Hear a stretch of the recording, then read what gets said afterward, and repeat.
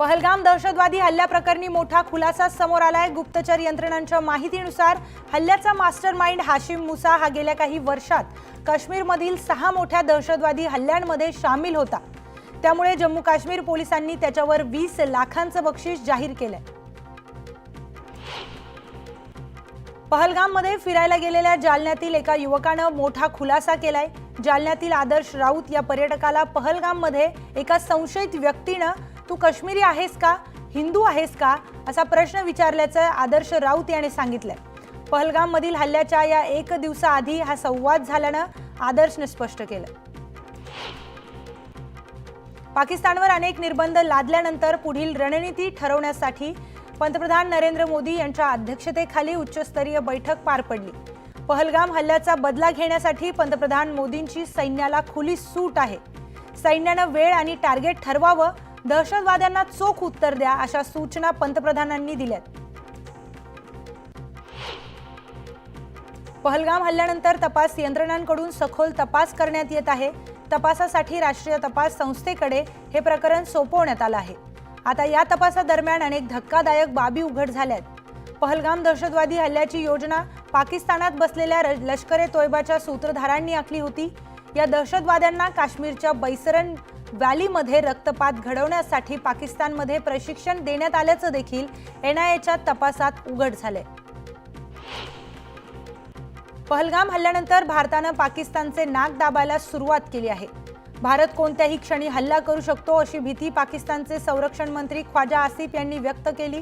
त्याच पार्श्वभूमीवर कंगाल पाकिस्तानने आंतरराष्ट्रीय नाणेनिधी समोर हात पसरले असून त्यांच्याकडून तब्बल 11,000 कोटींची मागणी केली आहे। दरम्यान यावर नाणेनिधीकडून 9 मे रोजी निर्णय घेण्यात येणार आहे। आमच्या एकूण 8 मागण्यांपैकी एकही मागणी अद्याप मान्य नाही। आता 29 ऑगस्टला मराठे मुंबईमध्ये धडकणार, मुंबईत आमरण उपोषण सुरू करणार अशी घोषणा मनोज जरांगेंनी केली आहे।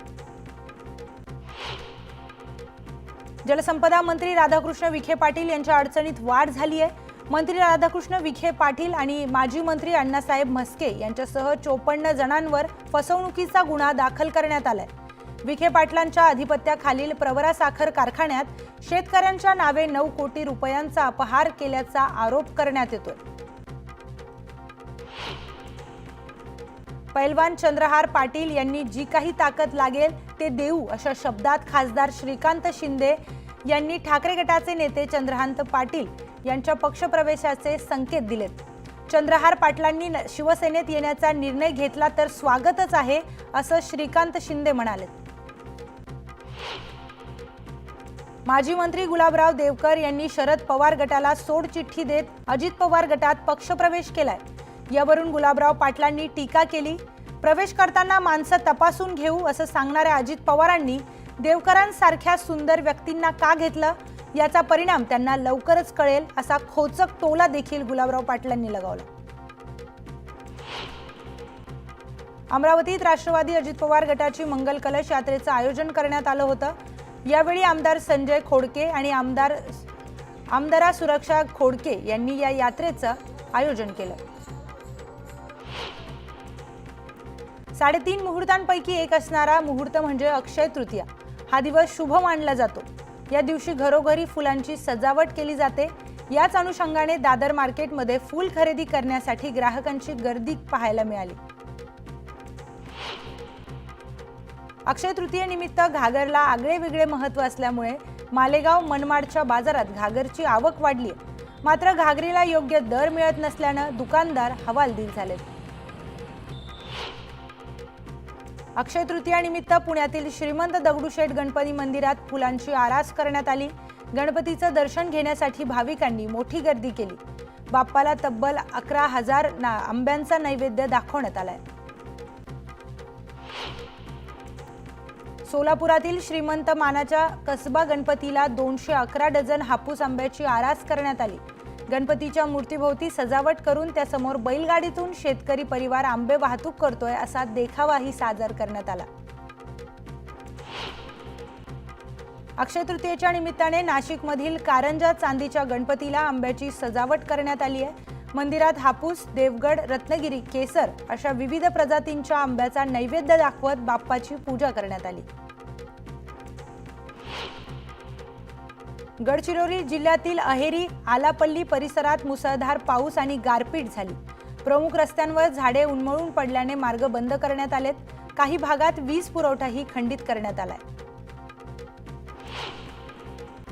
कोल्हापूरचा ऐतिहासिक रंकाळा तलाव आटायला सुरुवात झाली आहे। तलावाचं पाणी कमी झाल्याने मंदिर खुलं झालंय, त्यामुळे नेहमी पाण्यात असलेलं मंदिर पाहण्यासाठी लोक गर्दी करतात।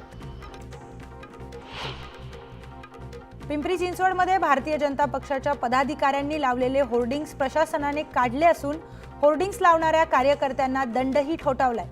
महानगरपालिका प्रशासनाने शहरातील अनधिकृत होर्डिंग्स संदर्भात एक भरारी पथक निर्माण करून कारवाई करण्याचे निर्देश सुद्धा दिले आहेत। उल्हासनगरमध्ये अनधिकृत बांधकामांवर पालिकेने तोडक कारवाई केली। पालिकेने अनधिकृत बांधकामांवर हातोडा मारलाय। दिवसेंदिवस वाढत जाणारं अनधिकृत इमारतींचं आणि बांधकामांचं पाडगाम थांबवण्याचं मोठं आव्हान पालिकेसमोर आहे। गोंदियातील नवेगाव नागझिरा व्याघ्र प्रकल्पात 36,000 पर्यटकांनी जंगल सफारी केली आहे। वाघाचं दर्शन होत असल्यानं पर्यटकांची पावलं नागझिरा व्याघ्र प्रकल्पाकडे वळली आहेत। त्यामुळे मार्च 2024 ते एप्रिल 2025 पर्यंत 94,60,000चा महसूल वन विभागाकडे जमा झालाय। जुन्नर तालुक्याच्या पश्चिम पट्ट्यातील शेतकऱ्यांनी पाणी टंचाईवर मात करून आपल्या शेतात जांभळ्या रंगाच्या शेवंतीच्या फुलांचं उत्पादन घेत चांगला नफा मिळवलाय। जांभळ्या रंगाच्या शेवंतीच्या फुलांना तिप्पट ते चौपट बाजारभाव मिळाल्यानं शेतकरी सुखावलेत।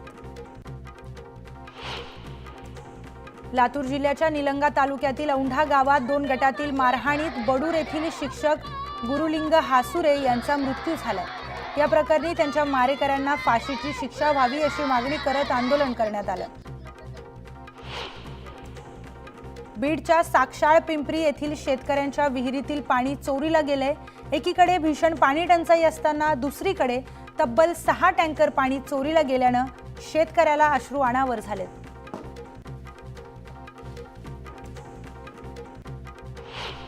मी बघतोय पहलगाम दहशतवादी हल्ला झालेल्या घटनेला आता 1 आठवडा उलटलाय।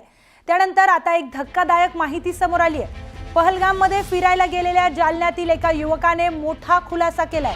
जालन्यातील आदर्श राऊत या पर्यटकाला पहलगाममध्ये एका संशयित व्यक्तीने "तू काश्मीरी आहे का, हिंदू आहे का?" असा प्रश्न विचारलाय। असं प्रश्न विचारल्याचा आदर्श राऊत याने सांगितलंय। तर पहलगाममधील हल्ल्याच्या एका दिवसातही हा संवाद झाल्याचं आदर्शने स्पष्ट केले। शिवाय आज गर्दी कमी आहे, आपण उद्या येऊ अशी आपसात चर्चा देखील या संबंधित झाली। त्या संशयित लोकांनी केल्याचा दावाही जालन्यातील पर्यटकांनी केलाय। जालन्यातील आदर्श राऊत नावाचा युवक आपल्या कुटुंबासोबत काश्मीर फिरायला गेला होता। हल्ल्याच्या 1 दिवस आधी राऊत कुटुंब पहलगाममध्ये होतं। त्यावेळी काही संशयित लोक तिथे आले। त्यातील एकाने आदर्श याच्याशी संवाद साधत विचारपूस केल्याचा दावा आदर्शने केलाय। दरम्यान हल्ला झाल्यानंतर NIAने संशयित हल्लेखोरांची रेखाचित्र जारी केली होती। ती रेखाचित्र आदर्शची चौकशी करणाऱ्या संशयितांशी मिळतीजुळती असल्याचा दावा त्याने केलाय। आता या संशयावरून त्याने थेट NIAला ईमेल करून माहिती देखील दिली आहे। राऊत कुटुंब सुट्ट्यांमुळे पहलगामला गेलं होतं, पण दहशतवादी हल्ला झाल्यानंतर रेखाचित्र जारी झाल्यानंतर आपल्याला रेखाचित्रातीलच आरोपीचा चेहरा आठवल्याचं आदर्श राऊत याने सांगितलंय।